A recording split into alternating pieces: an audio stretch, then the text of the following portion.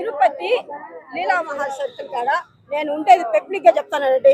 నా గురించి తిట్టుకుంటే తిట్టుకోండి. Tirupati Leela Mahal circle evening అయితే తిరుపతిది మున్సిపల్ పార్క్ అక్కడ జరిగేది ఏమంటే కాలేజీది అయితే కాలేజీకి బయట జంటలుగా ఉంటారు. తల్లిదండ్రులు హాస్టల్లో వెళ్తున్నారు. వాళ్ళు సగం మంది చదువుకుంటున్నారా? సగం మంది చదువుకునేది లేదు. వాళ్ళకి ఒక బాయ్ ఫ్రెండ్, ఒక ఫోను, వాళ్ళు చేసేది. నేను నా చేతరా 3 అమ్మాయిలు కాబట్టి నేను పంపించాను. తెలుస్తుంది మీకు?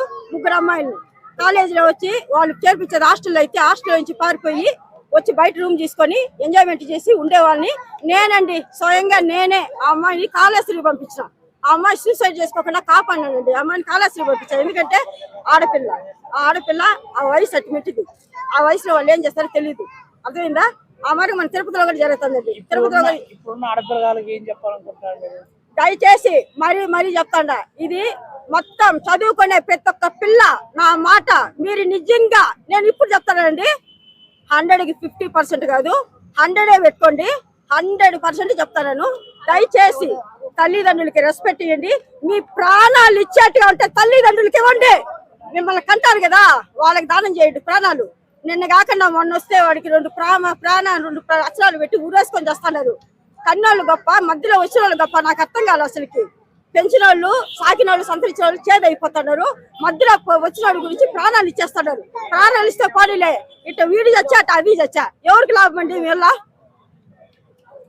ప్రపంచానికి ఏం మెసేజ్ ఇస్తా ఉన్నారు?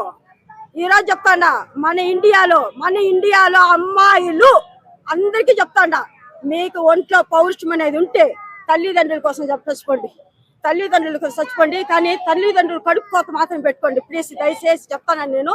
నేనేమంటానంటే కొన్ని వేల మంది ఉన్నారంటే అమ్మాయిలు అబ్బాయిలు ఉన్నారు. నేను అమ్మాయిలను అంతా బ్యాడ్ చేయలేదు. మళ్ళా వివరించి వినండి. నేను అమ్మాయిల్ని మొత్తం మందిని బ్యాడ్ చేయడం లేదు. 100లో 50%. అబ్బాయిలు కూడా అదే మాదిరిగా అండి. 100లో 50% అబ్బాయిలు అమ్మాయిలు సూపర్ గా ఉన్నారు. జాబులు చేసుకొని ఇద్దరికి ఒకరికి అర్థం చేసుకుని సంసారాలు చేసుకునే వాళ్ళు కూడా ఉండాలండి. నేను మళ్ళీ నన్ను అపార్థం చేసుకోవద్దు. నేనేదో ఆవేశంలో మాట్లాడి నేను ఉండే వాస్తవం మాట్లాడతానండి. ఎందుకంటే నేను ఉండేది తిరుపతిలోనే ఎంతమంది సూసైడ్ చేసుకున్నారు తెలుసా?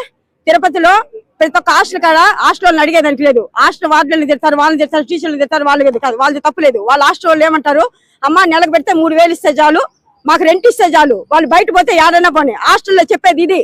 తిరుపతిలో అది జరిగేది ఎవరికన్నా తెలుస్తుందా? అంటే వీళ్ళు చేసే తప్పుకి నిందలు టీచర్ మీద, లెక్చరర్ల మీద వేస్తారు. ఇప్పుడు ప్రపంచమే తలకిందులో ఉండదు. అది మింది మూరే అబ్జర్వ్ చేయాలి.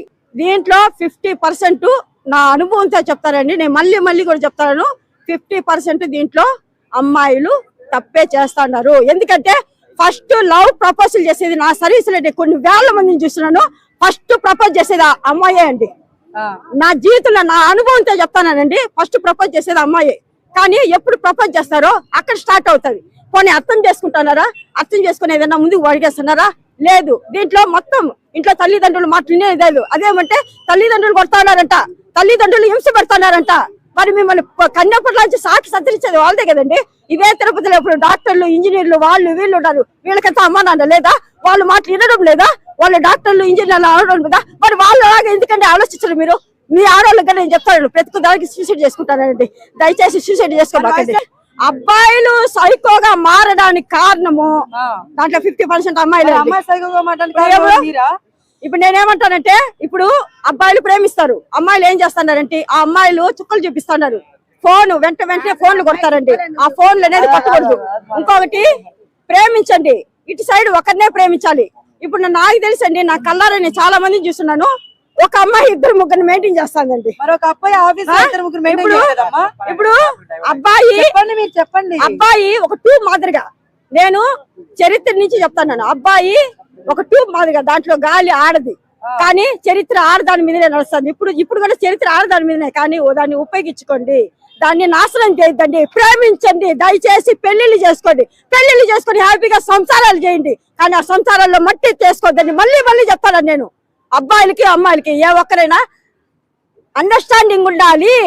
మీ వల్ల అయితే బాగా చదవండి, ఉద్యోగాలు రాని, మీకనేది ఒకడనేది ఉంటాడు. ఆ లైఫ్ లో మీ లైఫ్ లో వాడే అనుకుంటే భగవంతుడు గ్యారంటీ పెళ్లి చేస్తాడు. కానీ చచ్చిపోతున్నారు, చావద్దండి.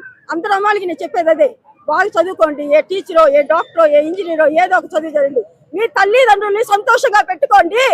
మీ తల్లిదండ్రుల తర్వాతనే ఇంకెవరైనా కానీ మీకు అది అర్థమవుతుందా? వాళ్ళ కంట్లో వచ్చే నీళ్లు, ప్రతి ఒక్క నీళ్లు మీకు అర్థమవుతుందా? మధ్యలో వచ్చేవాడి కోసం ప్రాణాలు ఇస్తాడారే మీరు. తల్లిదండ్రులు బాధ అర్థం కావడం లేదా? వాడికి కడుపు కోత నిలిపించేసిపోతాడారే. ఈ రోజు నేను అమ్మాయిలకి సపోర్ట్, అమ్మాయిల గురించి ప్రాణిగా మాట్లాడిన అమ్మాయిలు కాదు, అమ్మాయిలు దాంట్లో కొంతమంది వాళ్ళు సూసైడ్లు చేసుకుంటున్నారు, ఏదేదో చేసుకుంటున్నారు. అమ్మా నాన్నకి కడుపు కోత నిలిపిస్తున్నారండి. అది కాదండి, కరెక్ట్ కాదు అది.